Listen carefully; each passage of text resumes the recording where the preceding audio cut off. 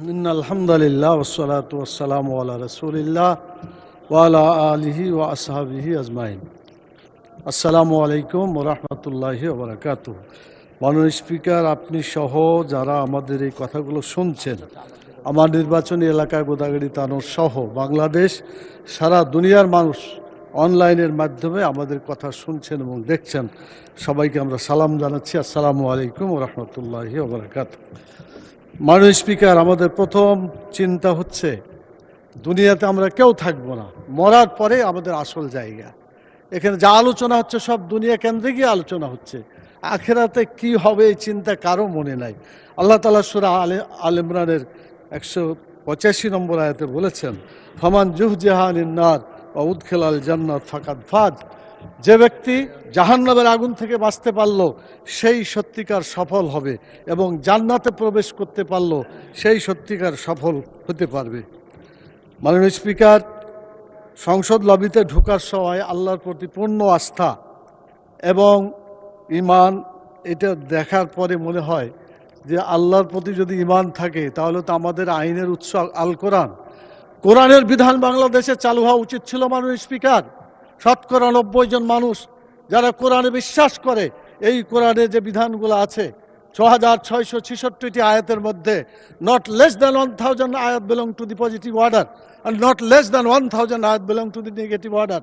1000 আয়াত আছে যেগুলো হাবোধক আইন, 1000 আয়াত আছে যেগুলো নাবোধক নিষেধ। কোরআনের এই 1000 পজিটিভ এবং 1000 নেগেটিভ আয়াতগুলা বাংলাদেশে কায়েম করতে হবে, এটা আমাদের দাবি। মাননীয় স্পিকার, এরপরে যে কথা আমি বলতে চাই মাননীয় স্পিকার, সেটা হলো আল্লাহ তাআলা যাদেরকে নির্বাচিত করেছেন, হুকুমের ক্ষমতা দিয়েছেন, সূরা হজের 41 নম্বর আয়াত, মাননীয় প্রধানমন্ত্রী আছেন, তার দৃষ্টি আকর্ষণ করে সকলকেই বলতে চায়, আল্লাযীনা ইম্মাক্কান্নাহুম ফিল আরদি আকামুস সালাত ওয়া আতাউয যাকাত ওয়া আমারু বিল মারুফ ওয়া নাহাউ আনিল মুনকার। যারা রাষ্ট্র ক্ষমতা পাবে তারা দেশে নামাজ চালু করে মানুষের চরিত্র ভালো করে দেবে, এবং যাকাত চালু করে মানুষের ক্ষুধা দারিদ্র বেকারত্ব দেশ থেকে তারা বিতাড়িত করবে, ভালো কাজ করে মানুষকে শান্তিতে থাকতে দেবে, খারাপ কাজ বন্ধ করে অশান্তির আগুন থেকে মানুষকে রক্ষা করবে। কিন্তু দুর্ভাগ্য, আওয়ামী লীগ এসেছে 6 বার, বিএনপি 5 বার, জাতীয় পার্টি 2 বার, এতগুলা সরকার এসেছে, জাতীয় সংসদে কোরআনের একটি আইনও চালু করে নাই। মাননীয় স্পিকার, সবচাইতে লজ্জা, সবচাইতে দুঃখজনক কথা হলো এটা।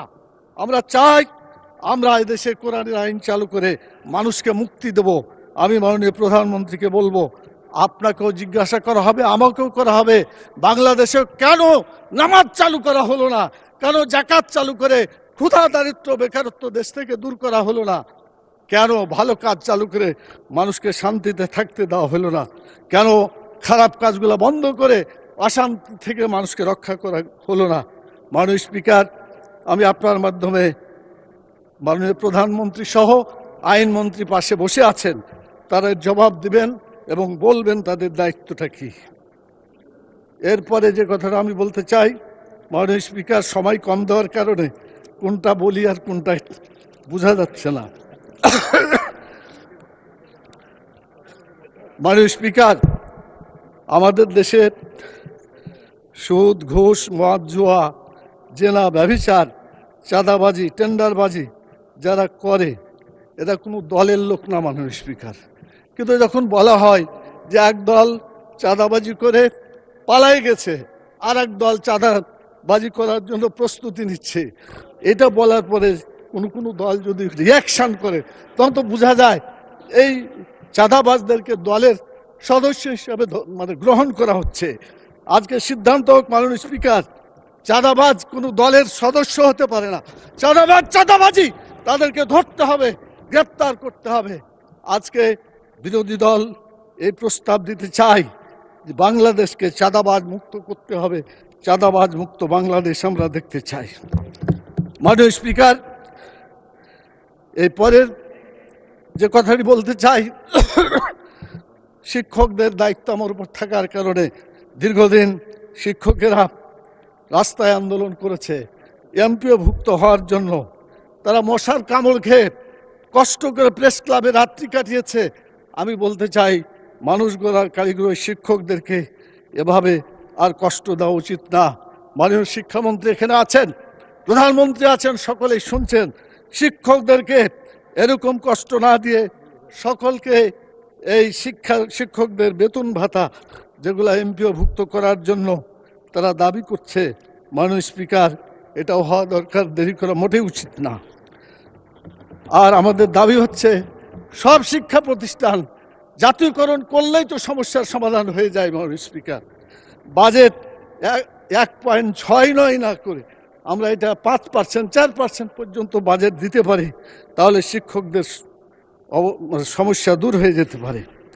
মাননীয় স্পিকারের পরের কথা হচ্ছে এই দেশে ইসলামী আইন চালু করার জন্য সকল ওলামাই কেরাম, আমাদের এমপিরা এখানে অনেকে আছেন যারা মাদ্রাসা পাস এবং বড় বড় ওলামাই কেরাম, তাদেরকে নিয়ে এবং বাইরে যত মাযহাবযুক্ত ওলামাই কেরাম আছে, এমনকি আহলে হাদিস আছে, সকল ওলামাকে নিয়ে একটা ইসলামী বোর্ড গঠন করা, যারা ইসলামী আইন চালু করার জন্য আমাদেরকে পরামর্শ দিবে এবং দেশে সেই আইন কার্যকরী হবে।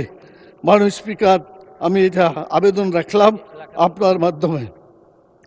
এরপরে হচ্ছে শ্রমিকদের ব্যাপারে কথা বলতে চাই। শ্রমিকরা অনেক কষ্টের মধ্যে আছে, তাদের বেতন বাড়ানো হয়নি, সর্বনিম্ন মজুরি বলা হয়, কিন্তু তারা এখন পর্যন্ত যা বলা হয়েছে, যা সিদ্ধান্ত হয়েছে, তা বাস্তবায়ন হচ্ছে না। আমি দাবি করছি তাদের সর্বনিম্ন মজুরি যেটা সিদ্ধান্ত আছে এটাকে বাস্তবায়ন করা হোক। মাননীয় স্পিকার, আমাদের দেশে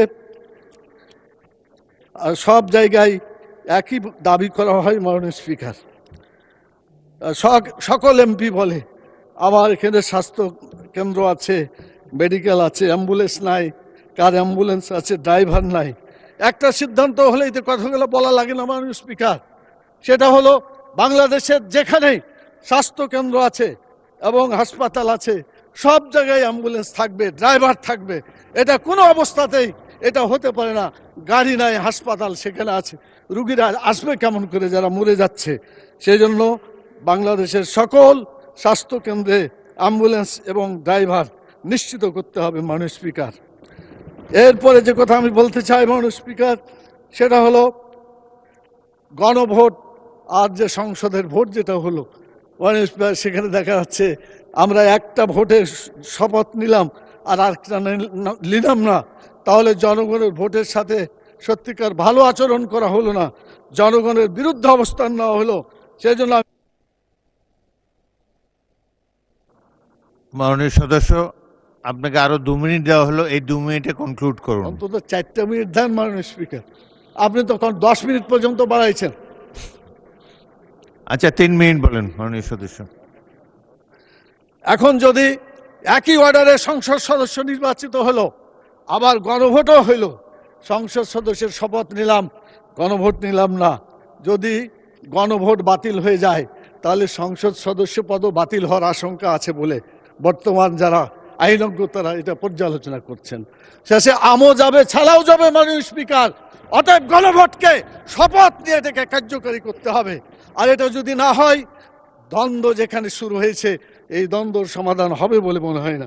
মাননীয় প্রধানমন্ত্রী বলেছেন অক্ষরে অক্ষরে এটা পালন করবেন, তাহলে শপথটা নিলে অসুবিধাটা কোথায় আমরা তো বুঝি না।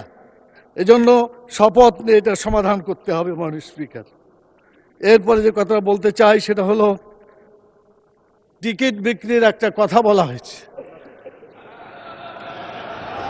মাননীয় স্পিকার, একটু প্লিজ, কোরআন মাজিদে একটি আয়াতকে কেন্দ্র করে এটা ভুল বুঝাবুঝি হচ্ছে। আল্লাহ তাআলা সূরা তওবার 111 নম্বর আয়াতে বলেছেন যে আল্লাহ তাআলা জান মালকে কিনে নিয়েছেন জান্নাতের বিনিময়ে। এটা আল্লাহর কথা। আপনি জানমাল দিবেন, বিক্রি করবেন, জান্নাতে যেতে পারবেন। জানমাল আল্লাহর পথে দিবেন না, আপনার কপালে জান্নাত হবে না। এটা আল্লাহর কথা, এটা মানুষের কথা না। আমি চ্যালেঞ্জ দিলাম, জামাতে ইসলামের কোন নেতা বলেছে আমার কাছে যে জান্নাতের টিকিট আছে বিক্রি করছি? মাননীয় প্রধানমন্ত্রীকে জবাব দিতে হবে কেন তিনি এটা বলছেন। আমাদের ফখরুল ইসলাম সাহেব বলেছিলেন আমরা শরীয়তের আইন বিশ্বাস করি না।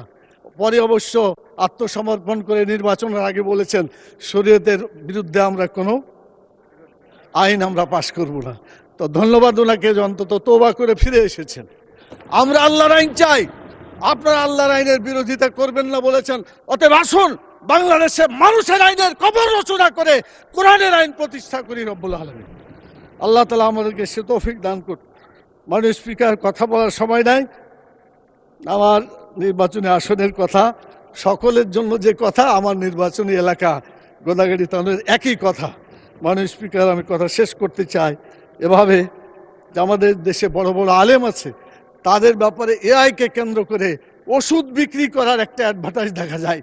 তো এআই যে এইভাবে বড় বড় ওলামায়ে কেরাম, আহমদুল্লাহ সাহেব, আজহারি সাহেব, জাকের নায়েক ইত্যাদি, তাদের বিরুদ্ধে যেটা মানে এই সেক্স অ্যাডভার্টাইজ করার ব্যাপারে ওষুধপত্র বিক্রি করছে, এটার বিচার হওয়া উচিত। এগুলো দেশ থেকে বিতাড়িত করা উচিত যে কেন তারা একজন আলেমের এভাবে তারা অপপ্রচার করছে। মাননীয় স্পিকার।